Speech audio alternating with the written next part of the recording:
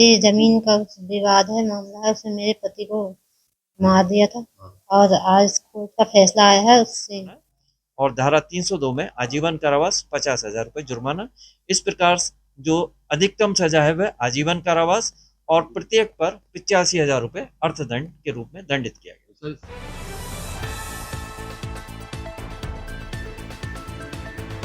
न जाने कितनी हत्याएं करने के बावजूद हत्यारे सज़ा से बचने में कामयाब हो जाते हैं, लेकिन रामपुर में एक व्यक्ति की हत्या में 23 लोगों को उम्र कैद की सज़ा सुनाई गई।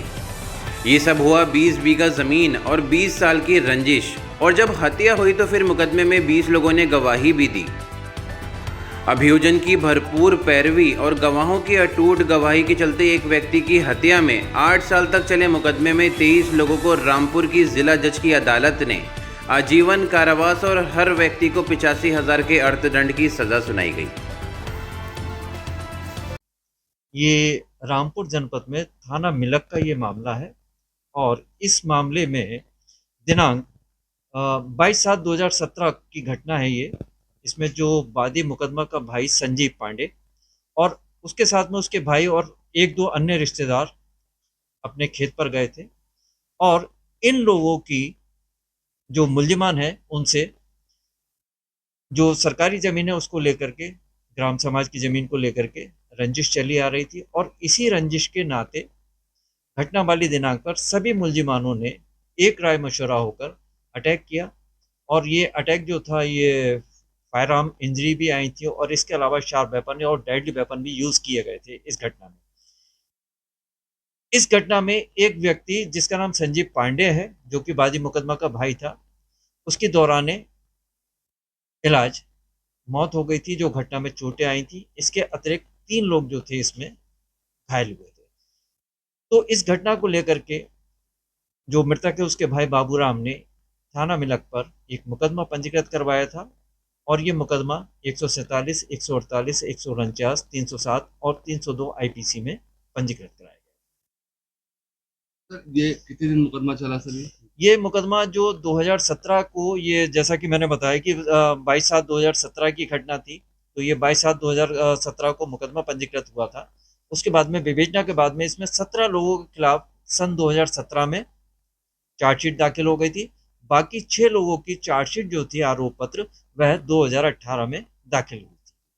तो इस तरह से कुल मिलाकर के 23 इसमें अभियुक्तों को नामजद किया गया था। उनके खिलाफ आयु ने विवेचना के बाद में आरोप पत्र माननीय न्यायालय में दाखिल किया। तो सर 23 लोगों को उम्र कैद की सजा हुई है? हाँ, क्योंकि देखिए ऐसा है कि जो घटना के संबंध में जो अभियोजन की ओर से साक्षी प्रस्तुत किए गए थे उसमें से जो इंजर्ड इस घटना में थे उन लोगों ने घटना का समर्थन पूरी तरह से किया था और जितने भी अभियुक्त गणों के खिलाफ विवेचक ने आरोप पत्र माननीय न्यायालय में दाखिल किया था, उस घटना को अपने साक्ष्य से साक्षी गणों ने पूरी तरह से बियॉन्ड एनी रीजनेबल डाउट साबित किया, जिस कारण से अभियोजन इन सभी अभियुक्तों को सजा कराने में सफल रहा। तो बहुत कम देखने को मिलता है कि 23 के 23 के खिलाफ एफआईआर हुआ और 23 के 23 लोगों को उम्र कैद हुई। ये मामला अपने आप में एक अलग नहीं? हो सकता है अपने आप में अलग हो, लेकिन क्योंकि यहाँ पर जो, क्योंकि न्यायिक अधिकारी द्वारा एक पूरा बहस सुनने के बाद में, साक्ष्य का अवलोकन करने के बाद में जो विधि सम्मत निर्णय होता है वही पारित किया जाता है। तो माननीय न्यायालय द्वारा दोनों पक्षों की अभियोजन और बचाव पक्ष की पूरी बहस सुनने के बाद ये निर्णय पारित किया है और माननीय न्यायालय द्वारा जो पत्रावली पर साक्ष्य था उस साक्ष्य के आधार पर सभी अभियुक्तों को इसमें धारा 307, 302 में दोषी होना पाया गया है और इनको दंडित किया गया। दंड दिया था इसमें अलग अलग सेक्शन में जो है अलग अलग माननीय न्यायालय द्वारा सजा दी गई है। धारा 147 आईपीसी में 2 वर्ष की सजा है और 2,000 रुपये जुर्माना है। धारा 148 में 3 वर्ष की सजा है, 3,000 रुपये जुर्माना है।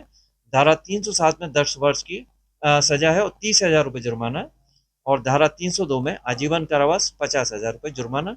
इस प्रकार जो अधिकतम सजा है वह आजीवन कारावास और प्रत्येक पर 85,000 रुपये अर्थदंड के रूप में दंडित किया गया। तो सर माना जाए सभी लोगों को जो है वो जो है आजीवन कारावास? जी, सभी 23 अभियुक्तों को, सभी को आजीवन कारावास से दंडित किया तो सुनने में क्या मामला था और क्या आज जो कोर्ट का फैसला आया किस तरीके से आपको पूरी कहानी क्या थी? ये जमीन का विवाद है, मामला है, उसमें मेरे पति को मार दिया था और आज कोर्ट का फैसला आया है, उससे क्या कहना चाहेंगे कोर्ट से? हम आज खुश हैं। और कोर्ट का क्या फैसला आया है? कोर्ट का ये फैसला आया है कि उन्हें उम्र कैद सजा हुई है। 23 के 23 लोगों 23 को के 23 लोगों को उम्र कैद सजा हुई है।